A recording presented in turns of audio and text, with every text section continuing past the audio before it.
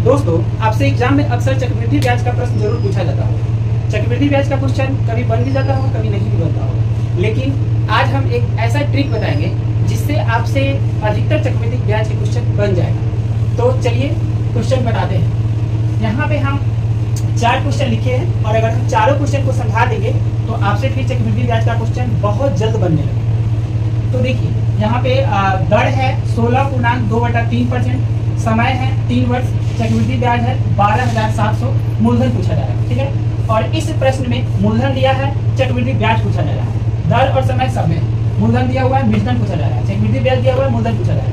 कहने का मतलब ये है कि प्रश्न में दर दिया रहना चाहिए, समय दिया रहना चाहिए और मूलधन, चक्रवृद्धि ब्याज और मिश्रण तीनों में से कोई एक भी दिया रहेगा तो हम बाकी दोनों चीज निकाल सकते हैं। ठीक है, तो इसी बेस्ट पे चारों क्वेश्चन, मतलब शर्त ये होनी चाहिए कि क्वेश्चन में दर दिया हो, समय दिया हो और चक्रवृद्धि ब्याज, मूलधन, मिश्रण ये तीनों में से कोई एक भी दिया हो तो बाकी दोनों चीज निकाल सकते हैं, बहुत आसानी से निकाल सकते हैं। तो इस प्रश्न में देखिए, दर दिया हुआ है, समय दिया हुआ है और चक्रवृद्धि ब्याज भी दिया हुआ है और मूलधन निकालना है। ठीक है, यानी अमाउंट वाला टर्म में से कोई भी एक अमाउंट वाला टर्म दिया हो, कोई भी एक भी अगर अमाउंट वाला टर्म दिया रहेगा तो हम लोग बाकी निकाल सकते हैं। इस प्रश्न में देखिए, चक्रवृद्धि ब्याज दे दिया है और मूलधन पूछ रहा है। ठीक है, तो देखिए इसको कैसे बनाएंगे। ये जो दर है, दर जो परसेंटेज में रहेगा उसको हम लोग फ्रैक्शन में ले लेंगे। जैसे यहाँ पे 5% है तो इसको हम लोग फ्रैक्शन में बोल देंगे 1/20। इसमें 4% है तो हम लोग इसको बोल देंगे 1/25 और इसमें 10% है तो हम लोग बोल देंगे 1/10। उसी तरह से इसमें 16.2/3% है तो हम लोग इसको क्या लेंगे 1/6।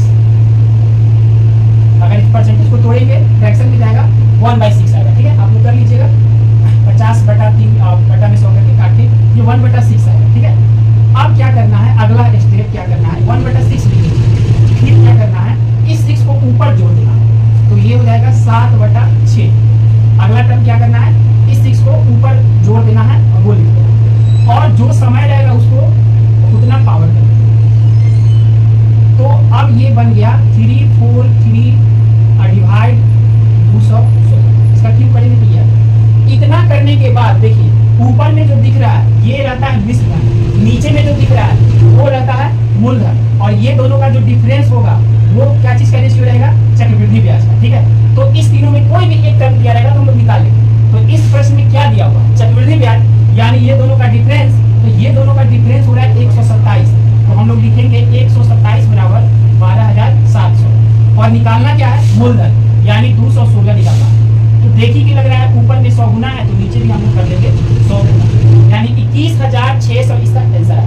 ठीक है, चलिए चारों क्वेश्चन को समझ जाएंगे तो बहुत अच्छा से समझ में आ जाएगा। चारों क्वेश्चन एक ही है, बस थोड़ा थोड़ा चेंजिंग। इसमें क्या है, मूलधन, दर, समय और चक्रवृद्धि ब्याज पूछा है। तो फिर क्या करेंगे, दर को फ्रैक्शन में लेंगे तो फ्रैक्शन में ये हो जाएगा 1/20। फिर इसी को हम लोग कर देंगे, ऊपर में जोड़ देना है 21/20 और ये पावर में समय, समय 2 वर्ष था तो हम लोग 2 लिखेंगे। अब आगे क्या करेंगे, ये 441/400 हो जाएगा। अब देखना है कि दिया क्या है, मूलधन, मूलधन नीचे रहता है तो 400 बराबर हम लिख देंगे 2000 और पूछ क्या रहा है, चक्रवृद्धि ब्याज, ये दोनों का डिफरेंस। तो ये दोनों का डिफरेंस कितना हुआ, 41। तो 41 का वैल्यू पूछ रहा है। ऊपर से देखी के पता चला कि ये 5 गुना है तो नीचे भी क्या कर देंगे 5 गुना। तो 5 गुना करेंगे तो 5 और 5 को 20, 205 रुपया आ जाएगा। ठीक है, फिर नीचे वाले प्रश्न उसी तरह से बनाएंगे। दर है 4%, तो दर 4% है तो इसको लिखेंगे 1/25 और आगे क्या करेंगे, इसको 26/25 लिख के स्क्वायर कर देंगे समय को तो हो गया। तो ये आ जाएगा 676/625। अब देखिए क्या दिया हुआ, मूलधन यानी नीचे वाला, तो लिखेंगे 625 बराबर यहाँ पे 2500 था, सॉरी मिस्टेक। तो यहाँ पे 625 बराबर 2500 और उसके बाद हमसे क्या पूछा जा रहा है, मिश्रण, मिश्रण ऊपर वाला होता है तो 676 का वैल्यू पूछा जा रहा है। तो देखिए ऊपर में ही देखेंगे कितना गुना है, तो ऊपर में देखिए कि लग रहा है ये 5 गुना है तो नीचे भी हम क्या कर देंगे 5 गुना।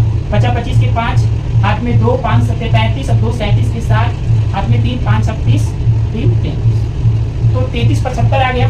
और इसमें भी उसी तरह से बनाएंगे, दर को क्या कर देना है फ्रैक्शन में तो 1/10 हो गया। अगला स्टेप क्या करना है, 11/10 करके और जितना समय रहेगा उतना ही पावर दे देंगे। तो यहाँ पे 2 पावर आएगा तो यह आ जाएगा 121/100। अब ये क्या दिया होगा, चक्रवृद्धि ब्याज यानी ये दोनों का डिफरेंस, हम लिखेंगे 21 बराबर 315।